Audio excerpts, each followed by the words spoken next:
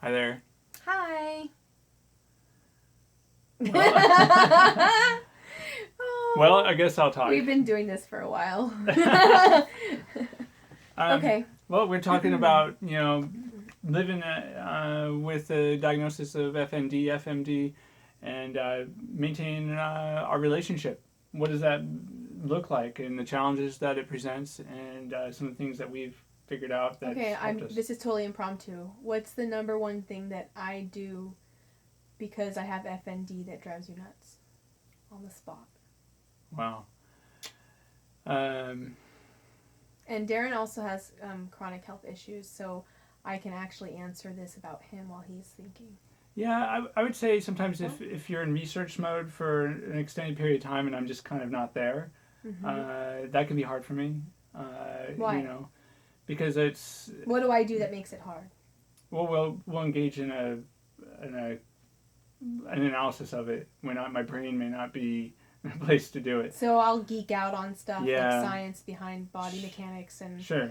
that. Sure. And, then And it's awesome. Believe me, it's awesome. And a lot of times I'm analyzing right alongside her, but it's too much. sometimes it can be too much, or the timing. It's not even so much. It's too much. It's just the timing's off. I might be exhausted, or my brain might be already kind of on a burnout mode for something else, or just for the topic in general for that week, and I'm just not tracking with it. Ow!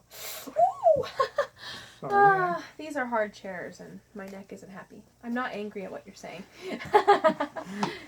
luckily, my emotions aren't too much of a trigger for me because that would be bad. So yeah. I'm sorry. That's okay. But yeah, I mean. I wanted to say something, but I don't remember what it was now. Well, I thought you had something to say in terms like, sometimes, in regards to me. Oh, what? Oh, and then I just hit my reflex. That was bad. Oh, yeah, how could I forget? Right. I was about to criticize you. That should come easy, right? Us wives can do that. Hey, why did I bring it back up? I know, you just got a free pass. I know. You're like the kid I could have walked. Yeah, exactly. So, I guess for me, it's when you, like, it's kind of similar, but, like, when you, like, become really hyper-focused on your symptoms. Sure. And you're just really consumed by them, and you Yeah. talk about them a lot. Sure. And I'm somewhere else. So kind of the same thing. Yeah. Right? Yeah. So Totally. what do you do? Well, this is what we've been doing, and it's been good. We take strategic breaks, and what we mean by that is sometimes depends how we're doing. It depends how Larissa's feeling. But if she's feeling really good, we might be going out for a date night or a walk in the park. Or it might be not such a great physical time for her, so we might be home watching a show type of an evening.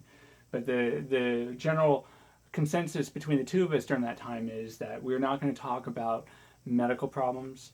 We're not going to go into any detailed, discussions on those topics at all. Or kids. Yeah, we're not talking about child rearing or bills or business type matters of any kind.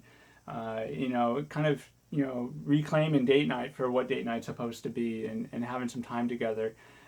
Even if it's just a half an hour here and there, it can be totally refreshing. Or like if we're in the car and we're driving and it's just us running errands and we're laughing and things are light and we're having a good time, and then one of us will bring up like, oh, did you pay that art tax, or oh, do you know we need to get a new charger, blah, blah, and it turns all of a sudden like wah wah wah, or like I know if I had one right here, I'd pop a balloon, you just totally ruined It's just kind of extending the work. But I think in those moments, sometimes we just kind of seize those moments, and then one of us will bring one of those things up, and then we'll be like, wait a minute, we're having a lot of fun right now. And this is actually good. We should just maybe pause this and not talk about this right now. Yeah. Right? Because totally. we want to seize the good moments, because sometimes they're few and far between. Yeah. Catch those sunny days when they happen.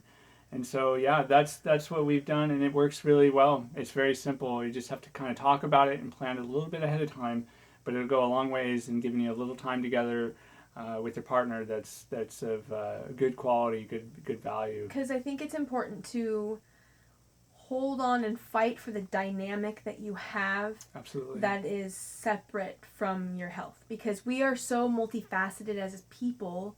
Even though we might have a very consuming health crisis, there's so much more to who you are than just that bit of you, and it's hard sometimes to see that or remember that, but these are just little moments to keep reminding you and finding ways to have bits of normalcy. And our relationships are worth the extra work, worth fighting for.